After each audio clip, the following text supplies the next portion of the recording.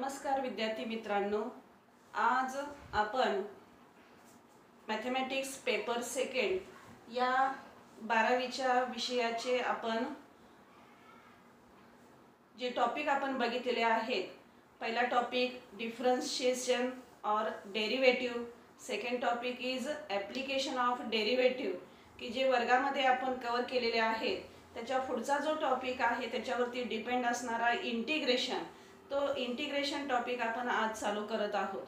मग इंटिग्रेशन हा डेरिव्हेटिव्हवरती डिपेंड आहे. कसं डिपेंड आहे तर ते आपण डेफिनेशन बघितली की ते तुमच्या लक्षात येईल की इंटिग्रेशन हा जो टॉपिक आहे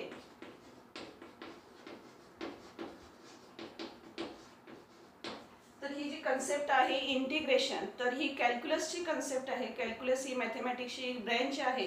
तर त्याच्यामध्ये ही इंटिग्रेशन, डिफरन्शिएशन, लिमिट, कंटिन्युटी ह्या कन्सेप्ट त्याच्यामधून येतात. मग आता ही इंटिग्रेशन म्हणजे काय तर integration is nothing but the inverse process of derivative. डेरिव्हेटिव्हची इनवर्स प्रोसेस इंटिग्रेशन आहे. मग इंटिग्रेशनची इनवर्स प्रोसेस काय येते? डेरिव्हेटिव्ह येते. तर या एकमेकाच्या डेफिनेशनवरून आपण इंटिग्रेशनची आता ही डेफिनेशन जी बघितली, integration is nothing but the inverse process of derivative, या डेफिनेशनवरून आपण इंटिग्रेशनचे फॉर्म्युले तयार करू शकतो. आता सुरुवातीला आपण इंटिग्रेशनची डेफिनेशन मांडण्यासाठी आपल्याला माहिती आहे की derivative of f of x function जर घेतलं तर त्याची डेरिव्हेटिव्ह येते एफ डॅश एक्स. मग आता इंटिग्रेशनची डेफिनेशन आपण काय सांगितली की integration is the inverse process of derivative. मग या डेफिनेशननुसार या एफ ऑफ एक्स फंक्शनची डेरिव्हेटिव्ह जर एफ डॅश एक्स येत असेल तर एफ डॅश एक्सचं इंटिग्रेशन काय येणार? एफ ऑफ एक्स येणार. मग आता हे मांडायचं कसं तर ते इंटिग्रेशन ही जी प्रोसेस आहे, हे प्रोसेसचं इंटिग्रेशनचं साईन जे येतं ते या पद्धतीनं येतं. मग हे साईन म्हणजेच आपलं जे इंग्लिशमधलं यस लेटर आहे ते अप्पर साईड लोअर साईडला एलॉंग केलं तर ते जे साईन तयार होतं ते म्हणजे integration sign. This is the sign of integration. And integration of f dash x with respect to x that is multiplied by dx is equal to f of x. अशी आपल्याला डेफिनेशन नुसार statement मानता येईल mathematical की F of x ची derivative जर F dash x येत असेल तर एफ डॅश एक्स इंटिग्रेशन काय येतं? एफ ऑफ एक्स येते. परंतु एवढीच डेफिनेशन सफिशियंट होत नाही. तर ती का होत नाही तर त्यासाठी आपण एक्झाम्पल बघूया की we know that derivative of 2x or x cube plus 5, derivative of x cube plus 5, x cube plus 5 दोन फंक्शनची बेरीज आहे. डेरिव्हेटिव्ह घ्यायचे आहे. रूल आपला डेरिव्हेटिव्हचा सांगतो सेपरेट डेरिव्हेटिव्ह घ्या. मग x क्यूब ची डेरिव्हेटिव्ह येते 3 × x स्क्वेअर आणि प्लस 5 कॉन्स्टंट आहे, कॉन्स्टंट ही डेरिव्हेटिव्ह येते 0. Therefore it is equal to 3 × x square. आता या फंक्शनची कोणत्या तर x क्यूब प्लस 5 या फंक्शनची डेरिव्हेटिव्ह आपल्याला मिळाली 3 × x स्क्वेअर. मग आता इंटिग्रेशनच्या डेफिनेशन नुसार आपण मांडू शकतो integration of 3 × x square dx is equal to x cube plus 5. Second function घेऊया की dx of derivative of x cube minus 2 it is equal to दोन फंक्शनची सबट्रॅक्शन आहे, डेरिव्हेटिव्ह घ्यायचे. रूल काय सांगतो डेरिव्हेटिव्हचा? डेरिव्हेटिव्ह सेपरेट घ्या. मग या रूल नुसार x क्यूब ची डेरिव्हेटिव्ह येते 3 × x स्क्वेअर मायनस 2 कॉन्स्टंट आहे, कॉन्स्टंट ची डेरिव्हेटिव्ह येते 0. मग आता पूर्णपणे काय आले या फंक्शनची derivative? It is equal to 3 × x square. इंटिग्रेशनच्या डेफिनेशन नुसार आपण काय मांडू शकतो? Integration of 3 × x square dx is equal to मूळ फंक्शन x क्यूब मायनस 2. मग आता इथं दोन्ही फंक्शनचं जर ऑब्झर्वेशन केलं तर इथं काय म्हणलं तुम्ही? Integration of 3x square dx is equal to x cube plus 5. आणि या ठिकाणी काय म्हणलं? Integration of 3x square dx is equal to x cube minus 2. म्हणजे एकच फंक्शन आहे पण त्याचं इंटिग्रेशन तुम्ही वेगवेगळं मांडलेलं आहे. अजून आपल्याला बरेच एक्झाम्पल या पद्धतीने घेता येतात. मग म्हणजे याचा अर्थ काय होतो की एकाच फंक्शनचं इंटिग्रेशन हे वेगवेगळे येते का? तर तसं नाही. तर तो जो फरक आहे त्या उत्तरामध्ये, तो फरक जर आपण ऑब्झर्व केला तर तो फरक कोणत्या टर्ममध्ये आलेला दिसतोय? हे फंक्शन आहे तसंच येणार आहे, पण फरक जो दिसतोय तो कॉन्स्टंट टर्ममध्ये फरक दिसतोय. मग हा फरक आपण जो डिफरन्स जो येतोय कॉन्स्टंट टर्मला, तो फरक न येण्यासाठी आपण या इंटिग्रेशनच्या सोल्युशनमध्ये किंवा डेफिनेशनमध्ये कॉन्स्टंट ऑफ इंटिग्रेशन घेऊ शकतो की d d x of f of x plus c is equal to f dash x plus 0 that is equal to f dash x, which imply integration of f dash x dx is equal to f of x plus c. मग हा जो c आहे तो म्हणजे काय आहे? Constant of integration. या पद्धतीने ही पूर्णपणे डेफिनेशन आपण सांगू शकतो इंटिग्रेशनची मॅथेमॅटिकली की f ऑफ x ची डेरिव्हेटिव्ह जर f dash x असेल तर f dash x चं इंटिग्रेशन काय येते? f of x plus c. तर या डेफिनेशन वरून आपण इंटिग्रेशनचे फॉर्म्युले वन बाय वन आपण काढू शकतो की जे तुम्हाला डेरिव्हेटिव्हचे फॉर्म्युले माहीत आहेत त्या फॉर्म्युल्यावरून की d d x of sine x, sine x trigonometry function आहे, साइन एक्स ची डेरिव्हेटिव्ह काय येते? कॉस एक्स येते. मग आता इंटिग्रेशनच्या डेफिनेशननुसार integration of cos x d x is equal to काय लिहिणार? Sine x. फक्त साइन एक्स लिहिणार का? नाही, तर साइन एक्स प्लस काय लिहावं लागेल? सी लिहावं लागेल. सी हा काय आहे? कॉन्स्टंट ऑफ इंटिग्रेशन आहे. मग आता हे जे इंटिग्रेशन आहे याचे दोन प्रकार आपण बघणार आहोत. आता जो बघतोय तो म्हणजे इनडेफायनाइट इंटिग्रेशन आणि नंतर बघणार आहे पुढच्या टॉपिकमध्ये तो डेफायनाइट इंटिग्रेशन. शब्दशः अर्थ आहे इनडेफायनाइट. या इंटिग्रेशनची व्हॅल्यू ही फिक्स्ड नाही, ती बदलत राहणार आहे. जसा कॉन्स्टंट असणार आहे तसं ती व्हॅल्यू बदलत राहणार आहे. त्यामुळे हे इनडेफायनाइट इंटिग्रेशन आहे. आणि ज्याला लिमिट नाहीत, ही लिमिटची बाजू आहे, हे लोअर लिमिटचं आहे, हे अप्पर लिमिटचं आहे. इथं लिमिट दिलेलं नाही या इंटिग्रेशनला, त्यामुळे हे इंटिग्रेशन इनडेफायनाइट इंटिग्रेशन आहे. आणि नंतर बघणार आहोत ते डेफायनाइट की ज्याची व्हॅल्यू ही फिक्स्ड येणार आहे, ज्याला लिमिट्स असणार आहेत. ते आपण नंतर पुढच्या टॉपिकमध्ये बघूया. आता हा झाला पहिला formula trigonometry cos x integration मिळालं sine x. Second formula we get from the formulas of derivative, that is if d dx of cos x. cos x ची डेरिव्हेटिव्ह माहिती आहे तुम्हाला काय आहे? cos x ची डेरिव्हेटिव्ह मायनस साइन एक्स. मग या इंटिग्रेशनच्या डेफिनेशन नुसार आपण लिहू शकतो integration of sine x dx is equal to, हे मायनस साइन ट्रान्सफर केले इकडे तर काय येणार आहे? Minus cos x plus c. म्हणजे साइन एक्स इंटिग्रेशन काय येतं? Minus cos x plus c. बरेच विद्यार्थी जम्बलिंग करतात. साइन एक्स ची डेरिव्हेटिव्ह कॉस एक्स येते, तर साइन एक्स इंटिग्रेशन काय येतं? मायनस कॉस एक्स येतं. आणि कॉस एक्स ची डेरिव्हेटिव्ह काय येते? मायनस साइन एक्स येते. Cos x integration plus sine x येते. साइन मध्ये फरक आहे. तर अशा प्रकारे आपण हा सेकंड फॉर्म्युला मिळवला. Integration of sine x d x is equal to minus cos x plus c. Next, we know that d dx of tan x ची derivative sec square x, which imply integration of sec square x dx equal to tan x plus c. Next, we know that derivative of sec x function ची derivative sec x into tan x.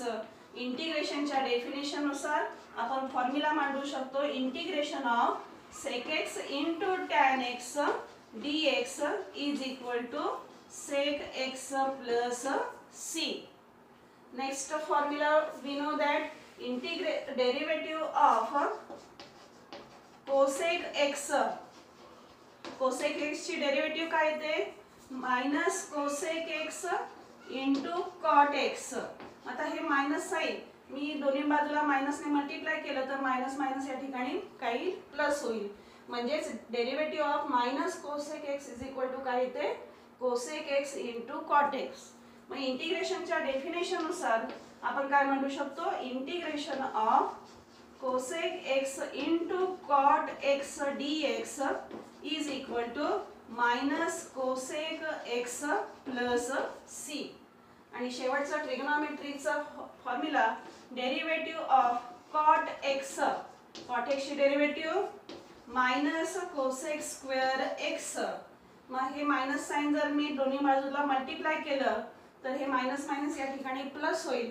म्हणजेच आपल्याला derivative of minus cot x is equal to cosec square x d x आपण मांडू शकतो. मग इंटिग्रेशनच्या definition नुसार integration of cosec square x d x is equal to आपण घेऊ शकतो minus cot x plus c. तर असे हे 6 ट्रिग्नोमेट्रीचे डेरिव्हेटिव्हचे जे फॉर्म्युले होते त्यांचे इन्व्हर्स केले की आपल्याला इंटिग्रेशनचे फॉर्म्युले या ठिकाणी मिळालेले आहेत. त्यानंतर नेक्स्ट डेरिव्हेटिव्हचा फॉर्म्युला पॉवर फॉर्मचा d d x of x raise to n plus 1 upon n plus 1. हे जे फंक्शन आहे x raise to n plus 1 upon n plus 1. N plus 1 ही पॉवरची टर्म जी आहे ती कॉन्स्टंट आहे. मग या फंक्शनची डेरिव्हेटिव्ह घेताना कॉन्स्टंट टर्म डिवाइड आहे ती आहे तशीच राहणार आहे. मग बाहेर घेणार आपण आणि x raise to n plus 1 ची derivative x n plus 1 into x raise to n plus 1 minus 1. पॉवरच्या टर्म मधून एक वजा करतो एन प्लस 1 मायनस 1. हा प्लस 1 मायनस 1 कॅन्सल होतोय. या ठिकाणी एन प्लस 1 छेदात आहे, हा एन प्लस 1 अंशात आहे, तो सुद्धा एकमेकाला कॅन्सल होईल. म्हणजेच आपल्याला काय मिळतंय की d d x of x raise to n plus 1 upon n plus 1 is equal to x raise to n. या फंक्शनची डेरिव्हेटिव्ह मिळाली एक्स रेस टू एन.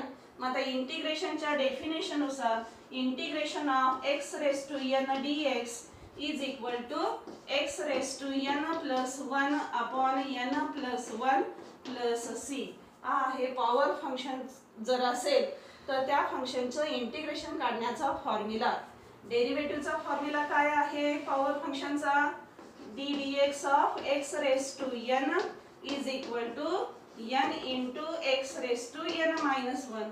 आणि इंटिग्रेशनचा काय येतो एक्स रेस टू एन चं integration x raise to n plus 1 upon n plus 1 plus c. तर अशा प्रकारे हे फॉर्म्युले आहेत. हा आहे डेरिव्हेटिव्हचा, हा आहे इंटिग्रेशनचा. जमलिंग करायचं नाही, डेरिव्हेटिव्हचं व्यवस्थित लक्षात राहिले त्याचं इन्व्हर्स केले की आपोआप तुम्हाला इंटिग्रेशनचे फॉर्म्युले मिळतील. मग त्यानुसार power function x raise to n या फंक्शनचं इंटिग्रेशन येते x raise to n plus 1 upon n plus 1. पण या फॉर्म्युल्यामध्ये आपल्याला रिस्ट्रिक्शन टाकावं लागते का, कारण ही तर टर्म छेदामध्ये आलेली आहे एन प्लस 1 आणि ही टर्म जर 0 झाली तर हे फंक्शन आपल्याला इनडिटर्मिनेट फॉर्ममध्ये येतंय. मग त्यानुसार हे 0 न येणं कधी येणार आहे 0 ज्यावेळेला एन इज इक्वल टू काय येते -1 येतं. म्हणजे या फॉर्म्युलासाठी कंडिशन आपल्याला टाकावी लागणार आहे where n is not equal to -1. फक्त कोणत्या टर्मला या फंक्शनचे इंटिग्रेशन आपल्याला सांगता येणार नाही या फॉर्म्युलानुसार ज्या वेळेला एन च्या ठिकाणी कोणती टर्म असेल -1. म्हणजेच एक्स रेस टू -1 चं इंटिग्रेशन आपल्याला या फॉर्म्युल्याने सांगता येणार नाही. मग कसं सांगायचं या फंक्शनचं इंटिग्रेशन का या पद्धतीने सांगायचं नाही, काय येतं तर ते आपण आता पुढच्या फॉर्म्युल्यामध्ये बघूया. हे लक्षात आलं तुमच्या सगळ्यांच्या की पॉवर फंक्शन ज्या वेळेला असेल त्याचं इंटिग्रेशन आपण या फॉर्म्युल्याने काढू शकतो x raise to n plus 1 upon n plus 1 plus c. त्यानुसार मग एन फक्त -1 सोडून कोणताही असू द्या हा फॉर्म्युला वापरून तुम्ही इंटिग्रेशन काढू शकता. मग आता -1 असेल त्यावेळेला काय येतं तर x raise to -1 d x. X raise to -1 negative power आहे, तीच टर्म आपण पॉझिटिव्ह पॉवर साठी कशी मांडणार रेसिप्रोकल फॉर्म मध्ये. देयरफॉर एक्स रेस टू -1 म्हणजेच 1 अपॉन एक्स इंटू डीएक्स. मग 1 अपॉन एक्स चं इंटिग्रेशन कसं काढू शकतो आपण डेरिव्हेटिव्हच्या फॉर्म्युल्यानुसार. तुम्हाला माहिती आहे की d d x of log x. Log x हे जे लॉगॅरिथमिक फंक्शन आहे याची डेरिव्हेटिव्ह काय काढली तुम्ही डेरिव्हेटिव्ह टॉपिक मध्ये तर 1 upon x by first principle. मग आता इंटिग्रेशनच्या डेफिनेशन नुसार इंटिग्रेशन ऑफ 1 अपॉन एक्स dx इज इक्वल टू काय येणार आहे log x प्लस c. असा हा फॉर्म्युला आपल्याला मिळतोय. म्हणजे ज्या वेळेला x रेस टू -1 असेल म्हणजेच फंक्शन 1 अपॉन x असेल त्यावेळेला त्याचं इंटिग्रेशन काय लिहायचं log x लिहायचं. x रेस टू n चा फॉर्म्युला वापरायचा नाही या फंक्शनसाठी. मग आता इथे बघा पुन्हा आता ह्याच्यामध्ये अजून काही करेक्शन आपल्याला करावे लागतात की 1 अपॉन x आहे ठीक नाही. मग आता हा x आयदर पॉझिटिव्ह असू शकतो किंवा निगेटिव्ह असू शकतो. मग आता त्याचं इंटिग्रेशन तुम्ही कुठल्या फॉर्म मध्ये लिहिलेलं आहे लॉग मध्ये लिहिलेलं आहे log ऑफ x. पण आपल्याला लॉग ची कंडिशन माहिती आहे की लॉग हा कोणत्या टर्मचा डिफाइन होऊ शकतो फक्त तर पॉझिटिव्ह टर्म चाच लॉग आपल्याला डिफाइन करता येतो निगेटिव्हचा नाही किंवा झिरोचा डिफाइन करता येत नाही. त्यासाठी ह्या x ला आपल्याला कंडिशन टाकावी त्यानुसार हा जर पॉझिटिव्ह असेल किंवा निगेटिव्ह असेल तर सोल्युशन मध्ये आपल्याला या ठिकाणी काय लिहावं लागणार आहे मॉड लिहावं लागणार आहे log ऑफ मॉड x. का कारण या x ही टर्म पॉझिटिव्ह असू द्या किंवा निगेटिव्ह त्याचा मॉड हा काय निघतो पॉझिटिव्ह निघतो आणि पॉझिटिव्हचा लॉग आपल्याला डिफाइन करता येतो. तर अशा प्रकारे आपण integration of 1 upon x dx is equal to log of mod of x plus c हा फॉर्म्युला या ठिकाणी मिळवलेला आहे लॉगॅरिथमिक फंक्शन वरून तयार झालेला. त्यानंतर नेक्स्ट फंक्शन आपण बघितले होते exponential function e raise to x आणि a रेस टू x. मग माहिती आहे तुम्हाला की derivative of e raise to x काय येते तर e रेस टू x च येते. मग इंटिग्रेशनच्या डेफिनेशन नुसार फॉर्म्युला इंटिग्रेशनचा काय मानणार तुम्ही की integration of e raise to x dx is equal to e raise to x आणि plus constant of integration c. हा झाला e रेस टू x चा इंटिग्रेशन. म्हणजेच e रेस टू x ची derivative e raise to x च येते आणि e raise to x चे इंटिग्रेशन सुद्धा काय येते e raise to x plus c येते. Next function exponential a raise to x. a raise to x ची डेरिव्हेटिव्ह काय येते तर a raise to x into log a ठीक नाही. मग आता ही log a जी मल्टिप्लाइड टर्म आहे मला ती इथं नको आहे. मग काय करावं लागणार आहे दोन्ही बाजूला log a ने डिवाइड करावं लागणार आहे. मग log ही टर्म या ठिकाणी डिवाइड केलं तर हे log a कॅन्सल होणार आणि या बाजूला log a कॉन्स्टंट आहे मी ते आत मध्ये लिहिलं तर आपल्याला हा फॉर्म्युला या पद्धतीने मांडता येतो कसा तर derivative of a raise to x upon log a is equal to a raise to x. या फंक्शनची डेरिव्हेटिव्ह काय मिळाली आपल्याला a रेस टू x.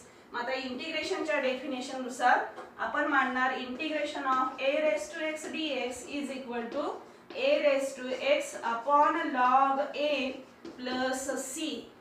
म्हणजे या फॉर्म्युलानं काय लक्षात आलं आपल्या की a रेस टू x ची डेरिव्हेटिव्हला log a टर्म मल्टिप्लाइड येते आणि इंटिग्रेशनला log a टर्म ही काय होते डिवाइड होते. हे लक्षात ठेवा डेरिव्हेटिव्हला log a मल्टिप्लाइड होतो इंटिग्रेशनला log a काय होतो डिवाइड होतो. तर अशा प्रकारे आपण एक्सपोनेन्शियल फंक्शनचा फॉर्म्युला या ठिकाणी मिळवला आणि शेवटचा फॉर्म्युला आपण derivative of under root x is equal to. आता तुम्ही म्हणाला अंडर रूट x हे पॉवर फॉर्म मध्ये मांडून आपण पॉवर फॉर्मचा x रेस टू n चा फॉर्म्युला वापरू शकतो ठीक आहे. पण हा प्रत्येक वेळेला आपल्याला बऱ्याच ठिकाणी एक्झाम्पल मध्ये हा वापरावा लागतो त्यामुळे आपण काय करणार आहोत हा फॉर्म्युलाच्या चार्ट मध्ये ऍड करणार आहे की we know that derivative of under root x ची derivative 1 upon 2 into under root x.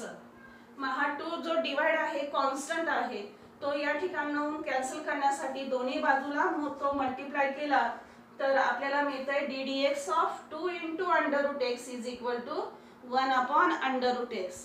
and इंटिग्रेशनच्या डेफिनेशन नुसार integration of 1 upon under root x dx is equal to 2 into under root x plus c. तर अशा प्रकारे 1 upon under root x integration काय मिळतंय 2 into under root x plus c. तर हे आहेत फॉर्म्युले की जे आपल्याला डेरिव्हेटिव्हचे स्टँडर्ड फंक्शन मध्ये तुम्ही जे काढलेले फॉर्म्युले होते 12 ते 13 त्याची इन्व्हर्स केल्यानंतर आपण हे तयार केलेले आहेत.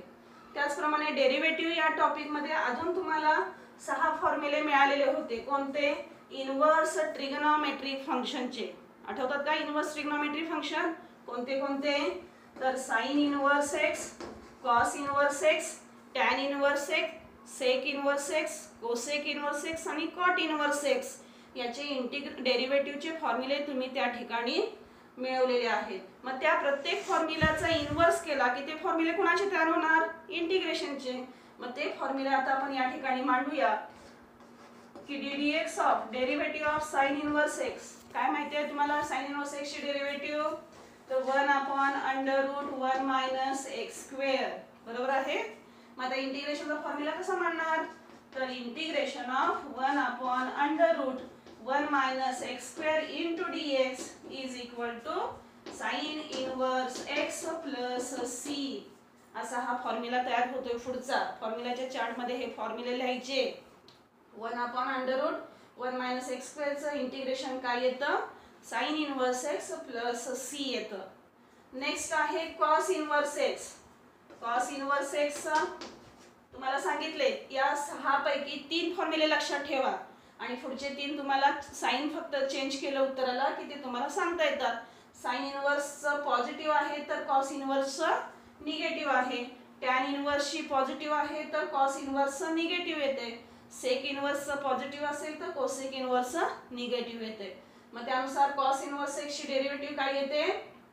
-1/√1 minus x square which imply integration of -1/√1 minus x square dx is equal to cos inverse x plus c. Next formula we get tan inverse x. We know that derivative of tan inverse x is equal to tan inverse x ची derivative काय येते? 1/1 plus x square. मग इंटिग्रेशनच्या definition नुसार आपण formula मांडू शकतो इंटिग्रेशनचा. Integration of 1/1 plus x square dx is equal to tan inverse x plus c. आता टॅन इनवर्स चा पॉझिटिव्ह आहे तर मगाशी सांगितलं कॉट इनवर्स निगेटिव्ह येतो. म्हणजे कॉट इनवर्स एक्स ची डेरिव्हेटिव्ह आपल्याला काय मिळाली होती? -1/1 प्लस एक्स स्क्वेअर. मग इंटिग्रेशनचा फॉर्म्युला आपल्याला मिळतोय integration of -1/1 plus x square dx is equal to cot inverse x plus c. Next trigonometric inverse function sec inverse x. Sec inverse x ची derivative काय येते? तर 1/x into √x square minus 1.